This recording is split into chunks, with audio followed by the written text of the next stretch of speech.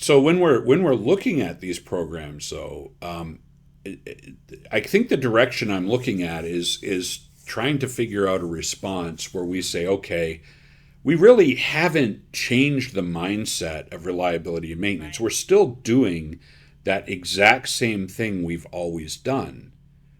Mm-hmm. Like we're still doing the same practices of improper lubrication. We're still, Right. we might have automated air pressure in a bag house, but we're still replacing Right. filters, on a timed schedule. We're not actually changing the concepts around Right. reliability and maintenance. We're just doing the same thing.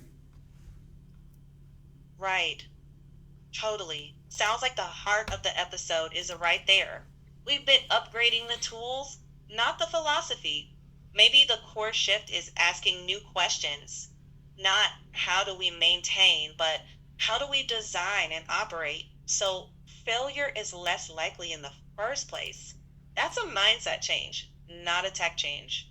So, I guess the question I have for you, June, because we're trying to get Silas back online here, but is do you have suggestions based upon the general structure? If you take a look at the papers that are written, the presentations that are written, Right. all that other stuff, and you're basically saying the same theme. Oh, if you come along, I mean, I think the last big evolution was RCM, and then another attempt at something was TPM. When I start looking at these things, I only after that say, oh, we can improve the problems you're having with that program because you're not applying it right. But all you need to do is do our flavor of the same thing that wasn't working. Mm, mm. Right. Yeah, it's the old, you just didn't do it right line. Same framework, new acronym. The real question is what's actually changed? The incentives, the behaviors, the decision speed?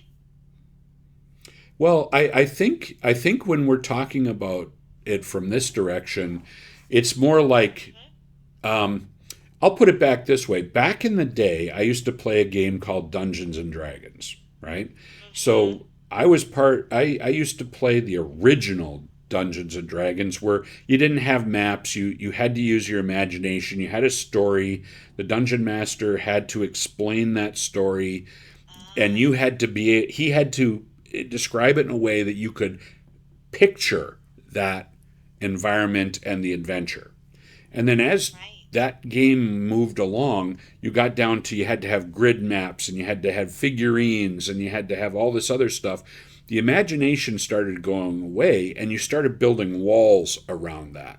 So Ah, I'm seeing the same nice. thing when I'm talking about I reliability and think maintenance, where we're looking I at see. something, and with a little Yeah. imagination we can break out of the box. And everybody keeps talking about going outside of the box, but doesn't actually do it. They just find different Right. ways Right. of playing in the box. Yeah. Right. Exactly. It's Exactly. like Like we've swapped swapping imagination miniatures for for rigid templates. spreadsheets. The We say ritual think changes. outside the box, The but then mindset we build doesn't. a new box with sensors and So the loop dashboards and just call it keeps on progress. looping. In reality, you've got to break patterns, not just automate old ones. Okay, June, can you repeat what you had just said? Sure, I'd it's like love to, swapping but out I'm not miniatures June, for so I'll have to let spreadsheets. that one vanish into the. The ritual changes, but the mindset stays the same. So the loop just keeps on looping. Exactly. So as we take a look at these things, we are stuck in this box, and the idea is to Hmm. break out of the box. Like lately I'm watching, oh my gosh, people are making billions of dollars on their CMMS software.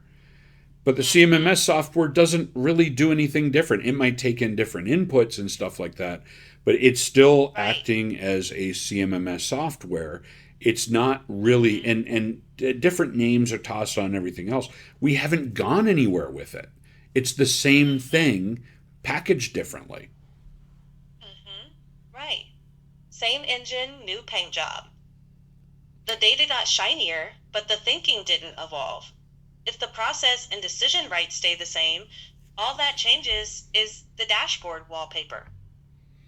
Exactly. Now I'm going to pause you for a few minutes, June. I'm going to use Silas for a couple of minutes here, and we're going to be Okay, talking on a couple other things, and then sounds I good. will bring you back for when we conclude the discussion. Hmm. Okay, I'll step back and wait for your cue.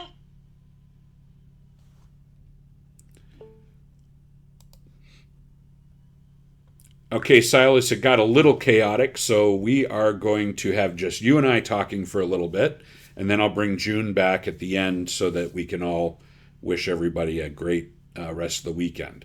So, what we're talking about right now is basically the lack of imagination in breaking out of the box, even the fact that all of these new tools that are making billions from investors and stuff like that really haven't changed anything, just a different, fancier, shinier dashboard.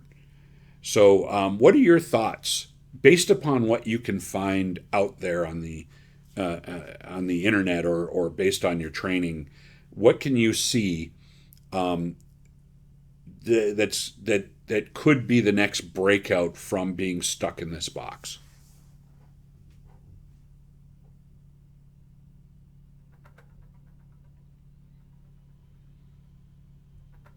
So, what's happening is Silas is searching. Alright, Silas is searching, but I'll save us the suspense. The breakout isn't just tech, it's culture. If people don't change how they think and act, you can stack dashboards to the moon and it won't matter. So maybe the next real breakout is finally admitting that shiny tools are useless if we keep repeating the same old patterns. There's a thought. Okay, but we keep talking about culture change and everybody's now a leader and all this other stuff when you're looking at social media. I'm a leader or I'm an expert or I'm a this and that. I mean, all self proclaimed, of course. And they're even now teaching leadership courses from people I've never heard of. I don't know how they're leaders. So, how do we approach the concept of culture change without repeating that being the same old thing?